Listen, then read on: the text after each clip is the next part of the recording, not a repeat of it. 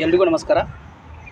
ಬೆಳಗಿನ ಶುಭೋದಯಗಳೊಂದಿಗೆ ನಾಗರ ಪಂಚಮಿಯ ಹಾರ್ದಿಕ ಶುಭಾಶಯಗಳೊಂದಿಗೆ ಒಂದು ಭಾವಗೀತೆಯೊಂದಿಗೆ ತಮ್ಮ ಮುಂದೆ.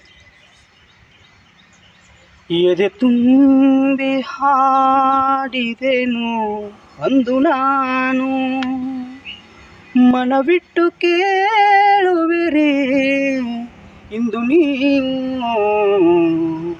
ಎದೆ ತುಂಬಿ ಹಾಡಿದೆನು ಅಂದು ನಾನು, ಇಂದು ನಾ ಹಾಡಿದರು ಅಂದಿನಂತೆಯೇ ಕುಳಿತು ಕೇಳುವಿರಿ ಸಾಕೆನಗೆ, ಅದುವೇ ಕರ್ಮ ನನಗೆ.